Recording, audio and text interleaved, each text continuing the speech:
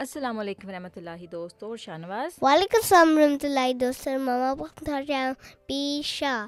اچھا دوستو, آج ہم جو کہانی سنیں گے اس کا ٹائٹل ہے دینی کام کرنے والوں کا رزق. سیدنا حضرت مسلم موعود رضی اللہ تعالیٰ عنہ فرماتے ہیں کہ حضرت مسیح موعود علیہ الصلوۃ والسلام ایک دنیا دار کا قصہ سنایا کرتے تھے کہ اس کے بہت سے نوکر چاکر تھے. نوکر چاکر کیا ہوتا ہے شاہنواز؟ سرونٹس تھے اس کے. لیکن ایک دن اس نے خیال کیا کہ انہیں علیحدہ کر کے بچت کی صورت کی جائے, کیونکہ ظاہر بات ہے اس کو اپنے سرونٹس کا خیال کرنا پڑتا تھا, اس کو سیلری دینی پڑتی تھی, ان کے کپڑوں یعنی کہ منی دینی پڑتی تھی, اور ان کے کپڑوں کا خوراک کا خیال کرنا پڑتا تھا. $100 تو اس کے اوپر پھر اس کی اچھے خاصے پیسے خرچ ہو جاتے تھے. تو اس نے ایک دن سوچا کہ میں یوں کرتا ہوں کہ اپنے نوکروں کو نکال دیتا ہوں, اس طرح سے میرے پیسے بچ جائیں گے. لیکن رات کو اس نے خواب دیکھا, اور وہ خواب میں اس نے دیکھا کہ اس کا خزانہ کھلا پڑا ہے, یعنی کہ اس کی جو ساری منی ہے وہ کھلی پڑی ہوئی ہے, اور کچھ لوگ گڈھے بھر بھر کر مال اس میں سے نکالتے جا رہے ہیں. گڈھے یعنی کہ اس میں سے منی میں سے کافی زیادہ منی نکالتے جا رہے ہیں. اس نے پوچھا تم کون لوگ ہو اور میرا مال کہاں لے کے جا رہے ہو, یعنی کہ تم کون لوگ ہو اور میرے پیسے کہاں لے کے جا رہے ہو؟ تو انہوں نے کیا جواب دیا؟ انہوں نے جواب دیا کہ ہم فرشتے ہیں, یعنی کہ ہم اینجلز ہیں اللہ تعالیٰ کے. اور پھر اینجلز نے کہا پہلے کچھ لوگوں کا رزق تمہارے پاس تھا, مگر اب تم نے ان کو نکالنے کا ارادہ کیا ہے, اس لیے ان کے حصوں کا رزق اب دوسری جگہوں پر بھیجا جائے گا.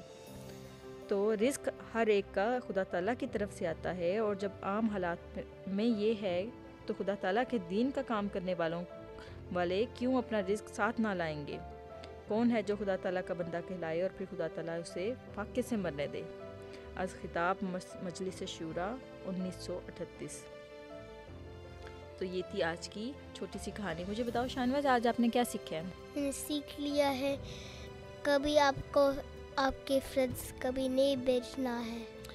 اس کہانی سے آج کا چھوٹا سا جو واقعہ ہے اسے ہم نے یہ سیکھا کہ اللہ تعالیٰ نے ہر ایک جان کو جس کو پیدا کیا اس کا رزق لکھا ہوا ہے, یعنی کہ اللہ میاں نے اس کے لیے فوڈ اور کپڑوں کا آلریڈی انتظام کیا ہوتا ہے. مثال کے طور پہ اگر میں اپنے گھر میں کوئی سرونٹ لے کے آتی ہوں تو اللہ تعالیٰ نے آلریڈی جو اس کے رزق کا انتظام کیا ہوگا, اللہ تعالیٰ اس کے حصے کے پیسے مجھ کو دینا شروع ہو جائے گا اور کہے گا یہ تم اس کو دے دو. جیسے آپ ہو, آپ میرا بیٹا ہو, اللہ میاں نے آپ کے حصے کے پیسے ماما کو بھی دیے ہوئے ہیں اور بابا کو بھی دیے ہوئے ہیں, تو وہ ہم دونوں آپ کے اوپر اسپینڈ کرتے ہیں. لیکن اگر ہم کسی دن یہ کہیں کہ شاہنواز میرے آپ کے اوپر بہت زیادہ پیسے لگ رہے ہیں, آپ یوں کرو باہر چلے جاؤ اور کہیں اور چلے جاؤ, تو اللہ میاں آپ کے حصے کے پیسے بھی مجھ سے لے لے گا. Why do you think to put me somewhere else? No, I would never do that. I'm just giving you an example.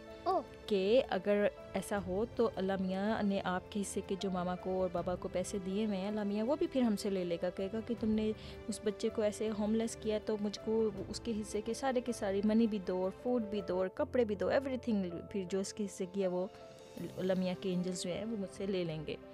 تو دوستو یہ تھی آج کا چھوٹا سا واقعہ. امید کرتے ہیں آپ کو پسند آیا ہوگا اور آپ نے سیکھا ہوگا کہ اللہ تعالیٰ نے ہر ایک انسان کا رزق پہلے سے طے کیا ہوا ہے. تو جو لوگ اللہ تعالیٰ کا کام کرتے ہیں اللہ تعالیٰ ان کا رزق زیادہ لکھتا ہے, کیونکہ وہ اللہ تعالیٰ کا کام کرتے ہیں نا. مثال کے طور پہ اگر کوئی بندہ اللہ تعالیٰ کے لیے مسجد کو صاف کرتا ہے یا مسجد کے کام کرتا ہے تو وہ اللہ تعالیٰ کا build a masjid. ہاں جی, تو اللہ تعالیٰ ایسے بندے کا رزق جو ہے وہ زیادہ رکھتا ہے. ٹھیک ہے, تو امید کرتے ہیں آپ دوستوں کو یہ آج کی کہانی پسند آئی ہوگی. انشاءاللہ ہم پھر حاضر ہوں گے ایک اور اچھی سی کہانی کے ساتھ. تب تک کے لیے اللہ حافظ. Don't forget to subscribe our channel.